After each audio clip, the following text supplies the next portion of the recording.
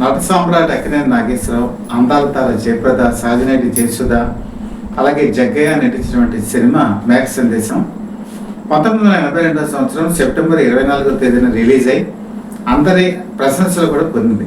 ఈ సినిమా గురించి చాలా అరుదైన విషయాలు మీ గురించి చెప్తాను, ఆసక్తికరంగా ఉంటాయి. ఎక్కడ కూడా ఈ వీడియో స్కిప్ చేయకుండా చూడండి. యాక్చువల్గా మేఘ సందేశం సినిమా గురించి డీటెయిల్స్ యూట్యూబ్లో వెతికినప్పుడు కొన్ని విషయాలు మాత్రమే అందుబాటులో ఉన్నాయి, కానీ పూర్తిగా ఈ సినిమాకి సంబంధించిన విషయాలు అందుబాటులో లేవు.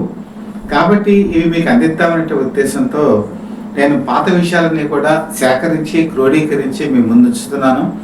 ఈ ప్రయత్నం కనుక మీకు నచ్చినట్లయితే మీరు తప్పకుండా సబ్స్క్రైబ్ చేయండి, అలాగే మీ దీవెనలు కూడా మాకు అందజేయండి, అలాగే కామెంట్స్ కూడా మాకు మీరు తెలియచేయండి.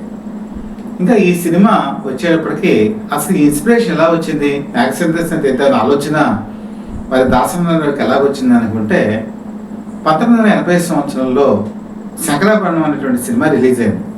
కె విశ్వనాథ్ డైరెక్షన్లో. అది అందరి ప్రశంసలు కూడా పొందింది. సంగీతం అంటే ఇది ఇలాగా గొప్ప అరుదైన చిత్రం. ఆ రోజు కమర్షియల్ హీరోస్ కాకుండా ఒక విభిన్న తరహాలో తీసిన సినిమా గట్స్ ఉన్నాయి ఈ డైరెక్టర్కి అని చెప్పేసి పేరు వచ్చింది కె విశ్వనాథ్కి. అలాగే ఆ రోజుల్లో సినిమా ఇండస్ట్రీ అంతా కూడా చెన్నైలోనే ఉంది. హైదరాబాద్కి పని మీద వస్తుండేవారు డైరెక్టర్స్.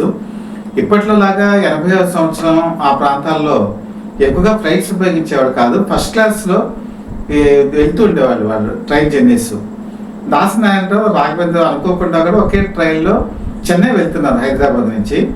అభిమానులు అంతా కూడా తాకిడి ఎక్కువగా ఉంది సికింద్రాబాద్ రైల్వే స్టేషన్లో. అలాగే కొంతమంది పాత్రికేయులు కూడా అక్కడికి వచ్చారు. వచ్చినప్పుడు ఈ శంకరాభరణం ప్రస్తావన వచ్చింది. వచ్చినప్పుడు అక్కడ అభిమానులు ఏం చేస్తారంటే కొంతమంది ఆకతాయిలు ఉంటారు కదా, వాళ్ళు అక్కడ వీళ్ళని ఆటపెట్టించారు. కె విశ్వనాథ్ లాంటి వాడైతే మంచి సినిమా తీశాడైనా వీళ్ళిద్దరికి ఆ సినిమా తీయటం రాదు, ఎంతసేపు కమర్షియల్ సినిమా తీయడమే తప్ప అని చెప్పేసి ఒక చులకనగా మాట్లాడారు.